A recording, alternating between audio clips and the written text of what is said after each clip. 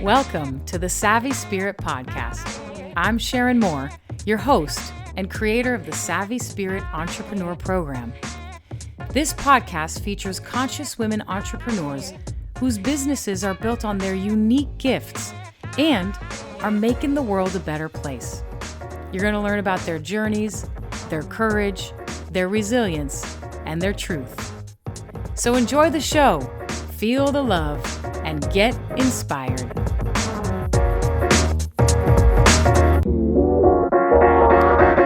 All right, welcome back, everybody. So today, we are spending time with Amber Field. Amber is a talented and incredible musician, but here's the beauty of Amber. She has used her musical talents to further our collective healing. Her personal mission is to free our voices in harmony with others as we co-create a world of collective liberation. In other words, she's devoted to helping us as individuals free our voices and speak our truth. And from that place of freedom and truth, connect to each other in harmony. And then together, co-create a world of collective liberation. Sign me up. Now, here's what I'm most moved by with Amber. She could have easily just walked down that traditional musician path, right? Play some music, be in a band, record, teach, sell albums, perform, all of which, by the way, she is doing. But she does so with a profound intention. Everything she does is unwaveringly committed to healing, to justice, to creating harmony, and to bringing us closer to liberation. She believes that our life is our song, and she's devoted to helping each and every one of us sing our unique song. I can't tell you how deeply moved I am by her devotion and how excited I am to have her on the show. Amber has been featured on San Francisco Magazine's Best of the Bay. Amber, welcome to the show. Thank you so much, Sharon. I am so happy to have you on the show. As you know, but not other people know, I've been a fan of yours for a long time, and I've even taken your workshops, and it is such a treat to now showcase your work in the world. So let's just start actually with your journey. How do you find yourself here? How do you find yourself in this amazing moment of using music towards healing the collective? You know, I started out as a musician when I was about 5 years old, learning classical piano. I'd say, fairly good at music, but I was never going to be one of the rising stars, playing symphony halls or anything. So I actually stopped playing music after I graduated from high school. And then I was traveling around in India. I lived there for a couple years, was doing meditation, yoga, and that's when I got into music again as a path for my own healing and really to express my own music. I was in Hampi and I met a woman from Slovenia who was playing didgeridoo, and I'd never seen a woman playing didgeridoo, so I was really fascinated. And I was traveling with her for about a month or two. And she said to me at one point, Amber, you try this didgeridoo. And I was like, no, I can't play that. And she basically forced me to play it. And, every day I blew, and every day I'd ask her, how do I sound today? And she'd say, angry, still angry. Wow. And at that point in my life, I had a lot of anger. I had a lot of, I'd say, family trauma, drama, and other things. So I loved didgeridoo because it was a safe outlet for me to play with my breath, to express my emotions, to make a lot of, frankly, I was doing a lot of yelling and screaming into the didge. And people were like, wow, that's really cool. And they had no idea that I was just really, expressing a lot of sort of anguish and rage. And I love the didgeridoo because it safely allowed me to channel my emotions and then turn it into art. And so from there, I actually was doing The Artist's Way by Julia Cameron. I'm not familiar, yeah. Yeah, I love it. So I had done that book, and by the time you get through 12 weeks, she really shepherds you to this process of believing in your creativity, believing in your gifts, and believing that you have a birthright to create and be an artist. So I remember at the end of doing that book, I had 5 goals or dreams, and one of them was to be a singer, one of them was to be in a band, to record an album, and I can't remember my other 2. But I mean, these were all pipe dreams because none of that had ever happened in my life. So I moved to Korea from India. And I formed a band, became a singer, and recorded an album. And that was really me like launching musically for the world. And, I started out actually in a punk band, which is kind of ironic. I had been studying classical Indian music in India, but when I got to Korea, I was in a sort of fusion punk Indian band. And, the first time I picked up a mic and I heard myself sing, I thought, wow, you're really angry. And it was a little bit of a shock when I heard my voice, but I just went with it. And over the years, I watched my voice change from anger and rage into more of a grief, sadness.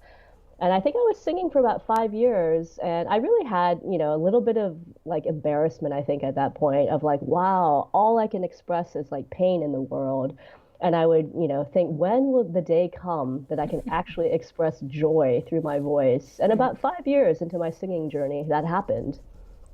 And, I moved back to San Francisco after living in Korea, and I was really scared, but I really wanted to be an artist full time. I'd had other nonprofit, corporate gigs before, and just they weren't for me. And I knew that I had to be my own boss and become self-employed.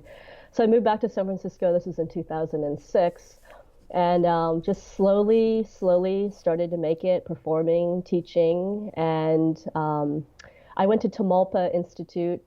It's a movement-based expressive arts program. That was in 2011 to 14. And in my first year of doing the program, I had gotten some tools about how to facilitate expressive arts. And I really thought, you know what?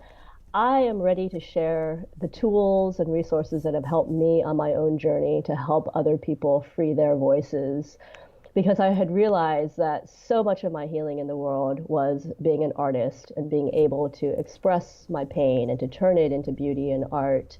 So I really, really wanted to share these tools with other people in terms of, classical singing techniques, group singing, freedom songs, sound meditation, expressive arts. So that's when I developed For Your Voice in 2011. Whew, I have a million questions for you, but the first one that comes to mind is, when I hear free your voice and speak your truth today in 2018, that's not alarming to me. But, how did people hear something like free your voice or free your chakra or speak your truth? How have you been saying that for the last 10, 15 years? Or what kind of language did you use with this thing that you had tapped into with your own healing?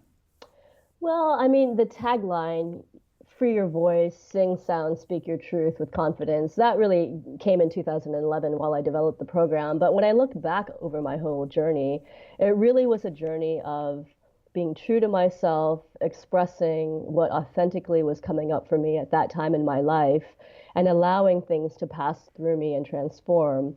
So again, I look back over my early creations, I listen to my early recordings, and a part of me just sort of shudders like, oh my God, like listen to that. I was just nakedly putting my truth, my anguish, my anger, everything out into the world. But you know what? Like me doing that got me to this place now. So even though I'm kind of embarrassed about the journey, like I had to go through all of those steps along the way to get to this place today.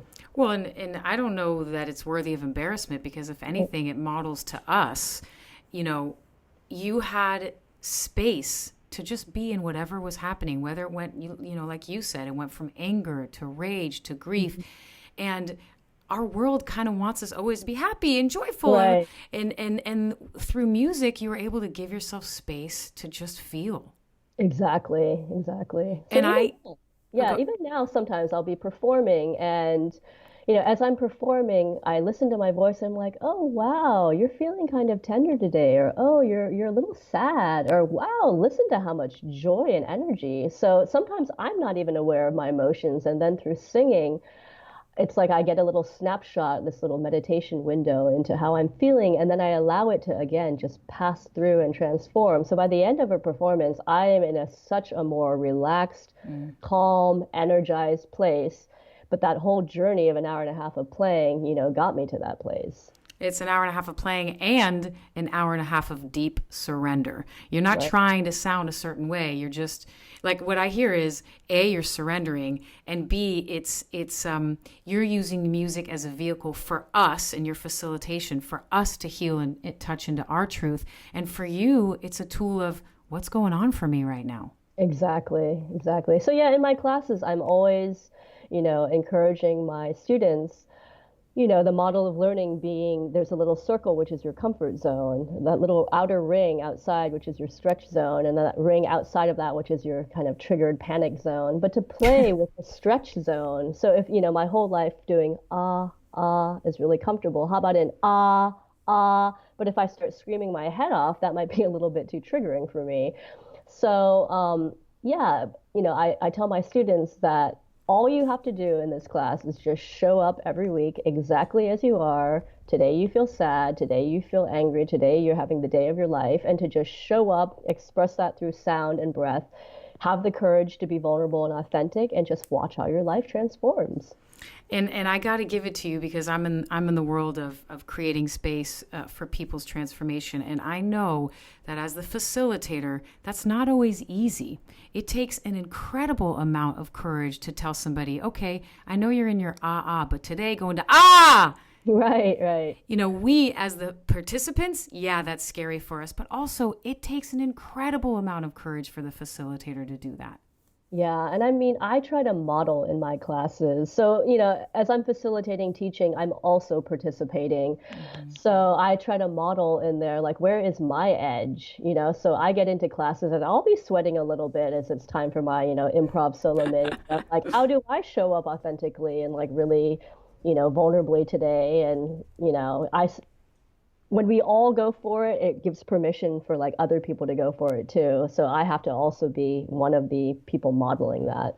And amen to you. I mean, how collectively, whether we express it or not, how grateful we are for people like you who have the courage to do this. Thank you so much. And I will say, you know this because I've told you this, but I did go through one of your Free Your Voices workshops, and Yep. I had a scheduling conflict. I wasn't even able to make it through the whole time. And I'll tell you, my life has changed so much since then. And for example, in my work with my team meetings, I bring drumming now in, and I even sang that I even sang the gospel song that you had us singing. I led that thing. I couldn't believe it. Awesome. With my team, and it was awesome. That's great. Completely shaped the year and the dynamic and the connection and the cohesion of my team. That's so awesome. Yeah, I mean, what I love about singing, well, first of all, I mean, I believe we all are singers. And before we learn language, we were cooing and babbling and crying and yelling and whatnot. And that was our song. We were intimately connected with our breath and emotions and our song. And then as we learned language, that got cut off a bit. So instead of being like, you'd say, I'm really tired and feeling kind of whiny right now. So we lost a little bit of that primal connection. So, these workshops are half sounding practices to get us back into our connection with breath and sound, and then half singing practices. And singing in a group, it releases all these happy chemicals, endorphins, dopamine, and it also releases oxytocin when you're singing together. That's the group bonding. So singing is such a powerful way of gathering folks together and getting them to feel close and connected. Absolutely. I can tell you that I felt that as a participant and that my team felt that when I was facilitating. And you said, sometimes I sweat a little bit before it's time for me to facilitate. Let me tell you, that day I was sweating. That's great. But it was so powerful. I love your story. I love your conviction. I mean, I really do feel what I said. It's just unwavering commitment to the power and the healing that music brings to you and the people whose lives you touch. Yeah, for sure. So I want to take a moment to switch gears a little bit. I run an entrepreneur program for conscious women, and I focus on 3 pillars. And in these interviews, I like to highlight how these 3 pillars show up in your experience being a conscious woman entrepreneur yourself. And so the 3 pillars are: 1, having built your business completely obsessed with your unique skills and gifts. Obviously, you've done that. 2 is connection to the universe. So how has the universe had your back?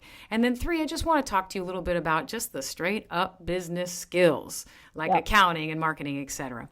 So let's start with the unique gifts. It's not necessarily what are your unique gifts, but it's more, how did you get the courage to bring that out to the world? I would say two things. Like, one, I think I've been naturally gifted with a lot of courage or self-confidence. I remember on my first day of kindergarten, I walked in, sort of looked around the school, and I said, I'm going to be the leader of this school. And I was 5, you know what I mean? So I've always had that natural confidence. And I remember when I was 5, I also wrote down my, 5, what I wanted to be when I grew up. One was to win 4 Olympic gold medals. One was to win the Nobel Peace Prize. And To be then the one president of the United States. totally to, be a famous writer. And the fifth one was to be a teacher. Wow. And I I love learning and I love empowering other people. And when people believe, I don't know how to do that or I can't do that, I love turning that I can into I can. So I am so passionate about finding ways into people who are having difficulties learning something. Like for me, it's creative. It's just a great brain and body exercise in terms of how do I reach this particular person. And it's fun for me and like such a spark of satisfaction when someone actually gets it. So, the confidence and the courage, I think, has always been there.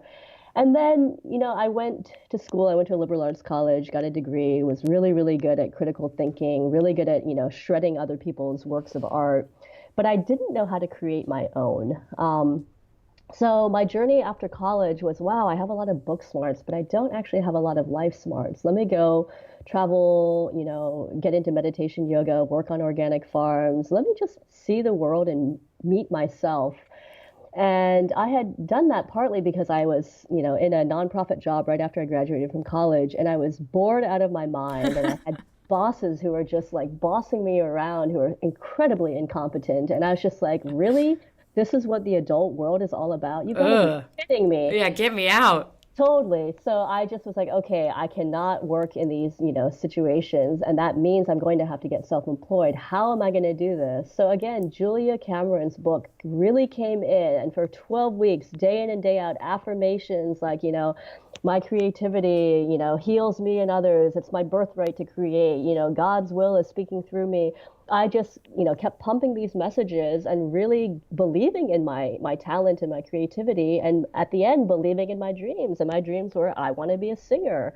I want to be in a band. I want to be teaching, etc. So it was that process of really believing in Julia Cameron's book and like doing the work that I think got me to the place where I was just like, you know what? Like I am totally scared. I'm moving back to San Francisco, which is like an incredibly, buzzing place with amazing musicians and people, but I know that I need to make it here. I have no idea how I'm going to do that as an artist, but I can only take that journey and do it one step at a time. So that was Julia Wow. Cameron, helping me. Wow. Yes, the artist way is amazing and it helped you. Hmm. However, what stands out to me, excuse me, is that you have an innate curiosity. I mean, how many people finish college and get in their first job and say, you know what, I've got a lot of book smarts, but I need to get to know myself and pick themselves up and go on an international adventure to get to know themselves.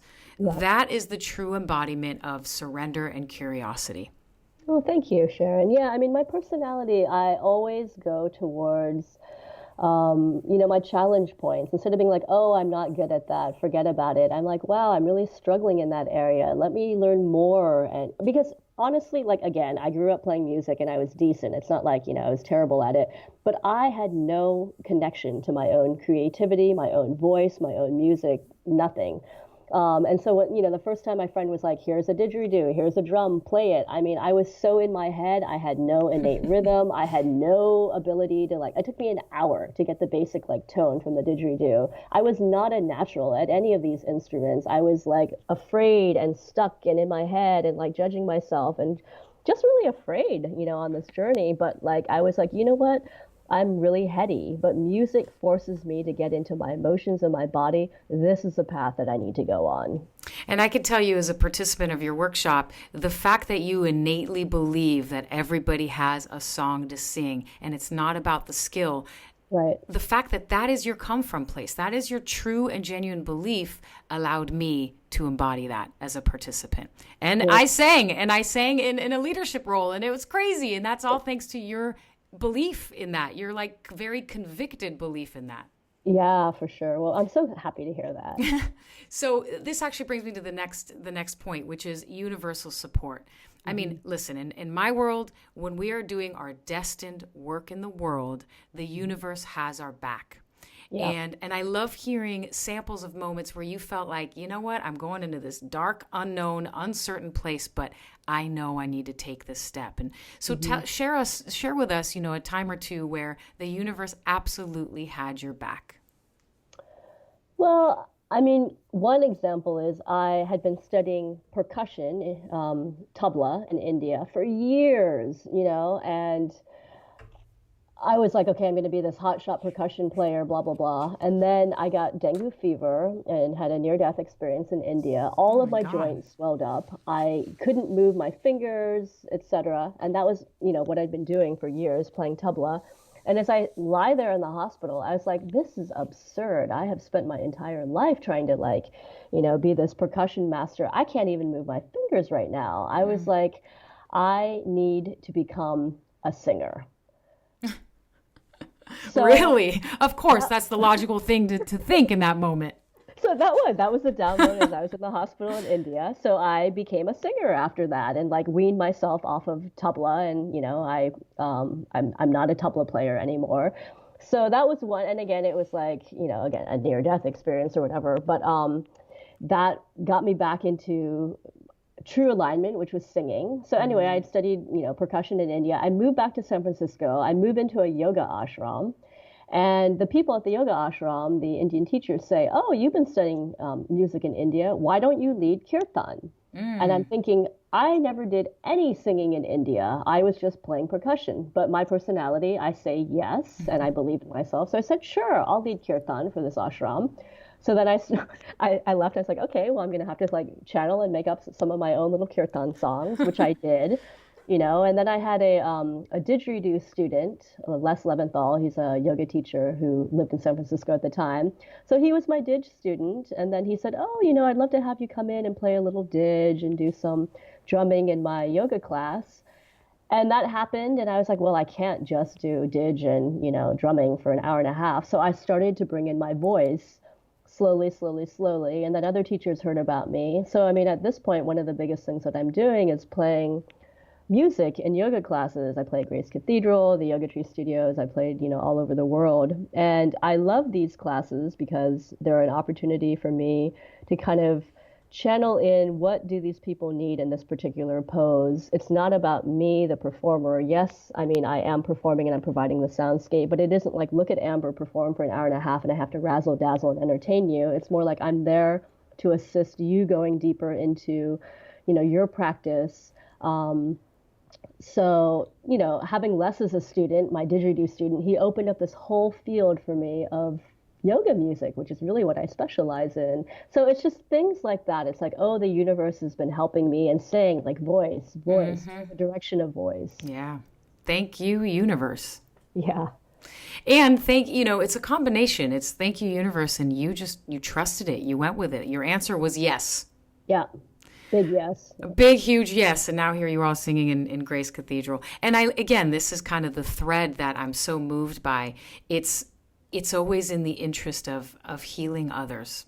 Mm-hmm. That's profound to me. Thank you. So here you are. Awesome. You're using your unique gifts. You have the universal support. And holy shit, you're a business owner, Yeah. which means things like accounting and PR and database management and email communication and enrollments and refunds and all that kind of businessy stuff. Mm-hmm. What's been your relationship with that? Are you the type that feels like you have to master it all? Do you end up delegating? Like, how do you navigate that? I haven't done any delegating so far. When I was also a child, I used to give massage to my cousin. I think starting at age 5, I was like massaging my family. They'd pay me a couple bucks an hour, and he always said, "Oh, Amber, you're gonna be a businesswoman when you grow up." So, there's a part of me that actually enjoys doing all of those nitty gritty details. I don't know if you've heard of Women's Initiative, but they were a program for women business owners to help us right when we had our business plan, like basically to help us get into business, to write our business plans, to figure out who is our, market we're targeting, how do we do accounting, how do we do admin stuff. So I did I don't even remember, maybe 3 month program with them, and I Hmm. came up with my basic business plan and really got clear on like who my audience was, et cetera. So they gave me the confidence to go out there and be like, okay, I have all these talents and gifts. The universe is supporting me, but here's the, nuts and bolts of Hmm. running my own business. So that was probably in, I don't know, 2007, I want to say I did that, maybe eight. Um, and yeah, at this point, I do it all. I mean, at some point, I might want to delegate, but there's a certain satisfaction I get from like, having my hands in every area and knowing exactly what's going on. My feeling is, as long you just said the key thing, I get satisfaction from it. As long as it is feeding you on some level, Yeah, great. I think the second it's kind of depleting you or taking you totally. away, what was that? Yeah, I said, yeah, totally. I agree. Yeah, so if it's taking you away from you doing your gift and you enjoying it, that's the time to delegate. Exactly. Yeah. So, I've talked a little bit about myself being in your workshop. I'm sure people are a little curious, where do I learn more? So, can you tell us what you're up to? Where do they learn more? Are you on social media? Are there videos, albums? Tell us everything for those who want to know. Okay, great. So my website, amberfieldmusic.com, pretty much gives you all of that information, video, audio, upcoming events, etc. I'm on Facebook, Amber Field Music. I'm on Twitter, at Field Amber. Instagram, I don't even know my handle. I'm just basically starting my account right now. Yeah, somebody's helping me with my Instagram marketing. I have, this is not my strong point, so she's coming up with a plan to help me, which is great. Okay, hold up. That is Yeah. delegation, my dear. So yeah, basically she approached me and said, "Hey, I really, would like to take your class. I don't have the money right now, but can we do trade? Can I help you with your marketing because I look at your social media presence, it's pretty weak, and I can come up with a plan and help you." And I said, "Great, because like this year in 2018, my plan is to take my work vertically, horizontally, like spread it, up to Mm, corporations, down to like communities that can't pay for me, mm, nonprofits, tech, etc." mhm. So I said, "That's awesome that you're coming in to help me because, again, that the universe has my back." I was like, "I need the marketing help. You don't have the money to take my course right now, but you can offer marketing help. This is a great win-win for both of us." Amazing. Thank you, universe, again. So Right. basically, what I'm hearing is go to your website, and from there, you get the albums, you get the social media, you get everything you need. That's kind of the hub. Exactly. Okay, awesome. So, unfortunately, we have to bring our interview to a close, but I do love to ask all my interviewees, do you have some words of encouragement or words of wisdom that you'd like to share with our listeners? And our listeners could be women who are about to bring their dream into a reality and start a business, or they're people who have been doing it for several years who are realigning or changing their product. But, what kind of words of wisdom would you like to leave with them? I actually this year, I've done Julia Cameron's book like 3 times. It's been about 5 years since I've done it. I'm actually doing it again, and I'm finding, wow, I'm at a different place in my journey, but I still need the affirmation work. Mm, So there's a way that, like, okay, like I've been, sort of cruising in my career for a little while, and I want to take it to the next level. What's keeping me from taking it to the next level? Oh, I have some negative beliefs in there. So I think working with affirmations, working with the blurts or the negative things that come out after saying, like, my creativity heals me, the next thought could be like, are you kidding me? Like, my last album really hurt my family. So, like, therefore, really the message I'm believing deep down is like, oh, my creativity hurts my family. mm. So then doing a like affirmation around that.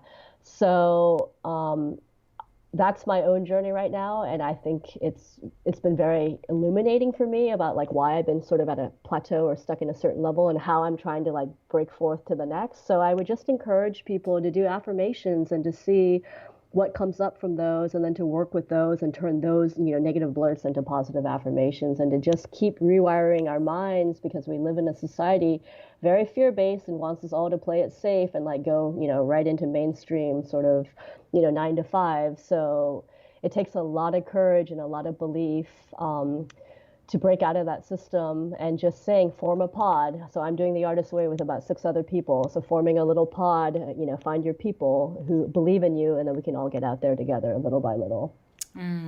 Beautiful. I also like that, for you it was the artist way, and it opened you in the beginning. It's opened you several times since then, and now it's deepening you today. And there's something about not looking for the new, the newest way to reach your whatever it is. You kind of know to go back to what worked the first time. And there's something beautiful about going back to that and seeing the similarities and the differences. Totally. It's like, this journey that it's so cliche, but it's like peeling back an onion, right? Layer after layer after layer. So, yeah, that book changed my life. Every single time I do it, it changes my life, and I come up with a new album or a new this or whatever. So, because my goal for 2018 is to make this the best year ever yet of my entire life, I'm like, let's go get Julia Cameron's help on manifesting this. Well, at least you know where to go. Totally. All right, Amber, thank you so much for being on the show. Your story is so beautiful, and the work and the impact and the conviction that you have moves me really to the core. Thank you, Sharon. Thank you so much. All right. So thank you for being here. And to everybody who's listening, as you know, I like to end with a little reflection of just how amazed I am that I get to do this, that I get to shine light on people like Amber. And then as a result, it goes into your ears through those earbuds and into your heart, and ultimately into action, and ultimately into making the world a better place. And I cannot think of a better way to use my unique gifts in this world. So with that, I will sign off. We will see you next week. Thanks everyone for listening. I hope you feel inspired and connected and alive. And hey, if you enjoyed the show today, leave us a review. And if you want more, you can also find us online at thesavvyspirit.com or on Facebook, Twitter, and Instagram. Okay, my friends, it is time to say goodbye. I wish you a good night, a good morning, a good day, wherever you are on this earth. I wish you well, and I'll see you next week.